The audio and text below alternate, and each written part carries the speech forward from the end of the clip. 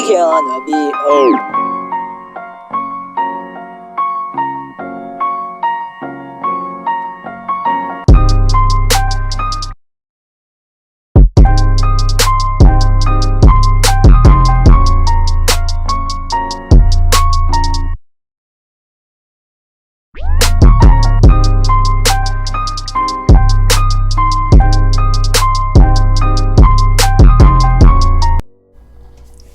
Yo, what is going on, you guys? This is Eric once again from RC Productions, and today I'm going to give you guys my honest review on this Axial Jr. Can-Am edition.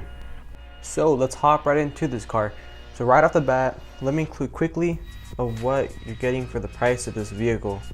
So for this car, you are getting the car itself, RTR with all the electronics included. You're getting the transmitter, and you're getting a nickel metal hydride battery, and you're also getting the charger for it.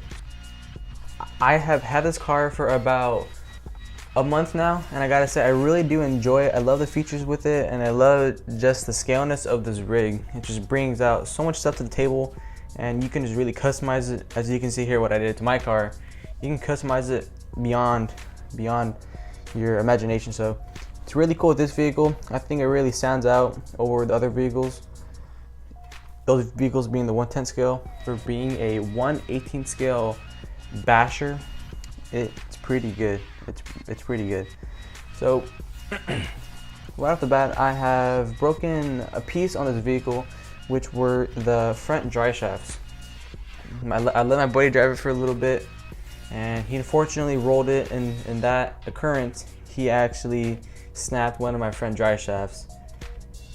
No biggie. I have read on the forums that the front dry shafts are a very big weak point on this vehicle, so I wasn't expecting it to last very long either way. But either way, I was going to swap out all the stuff for the aluminum stuff that I have right now, so it's all good. But furthermore, other than that little hiccup, this car has been phenomenal for me.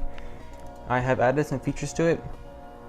Quickly, I just added the tires, and I added all the drivetrain components that come from Axial, of course being the aftermarket parts.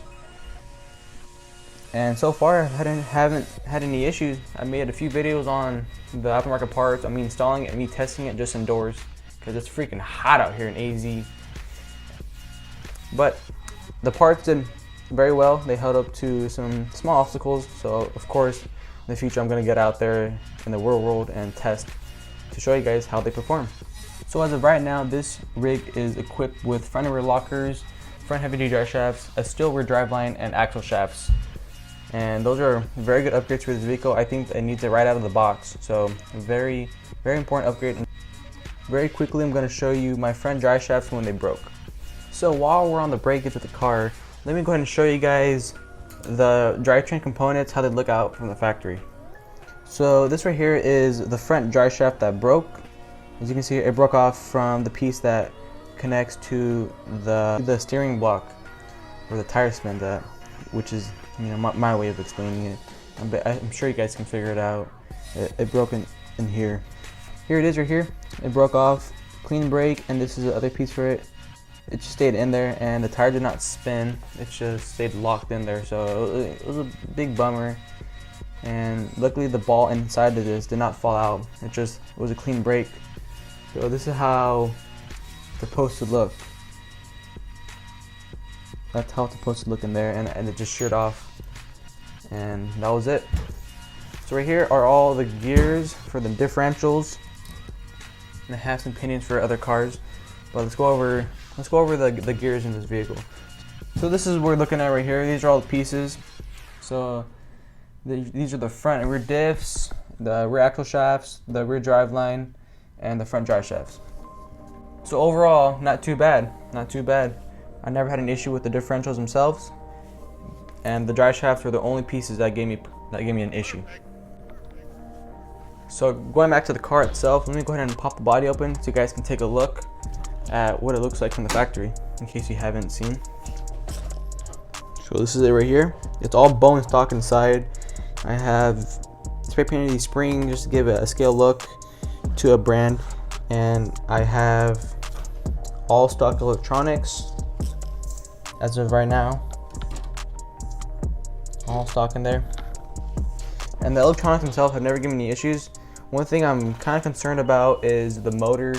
The motor does heat up very fast, so you could foresee down the road blowing up the motor because it gets hot real quick. I haven't had a thermal shutdown. I'm not sure if the truck has one, whereas other brands they do. But I'm assuming that if this one blows up, it just blows up. It's not a very expensive motor, so I wouldn't mind blowing it up. But of course, I don't want that.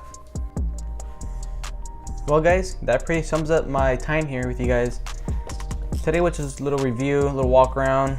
Not much of a walk around, just more of a review on this little truck here. To sum up everything I said, great truck.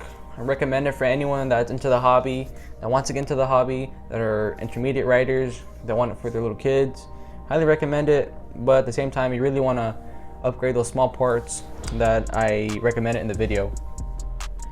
Alright guys, so that's it for the video. I hope you enjoyed it. If you enjoyed it, please slap a like. If you're curious on anything I said, please drop a comment and I will reply to you guys as soon as I see the comment.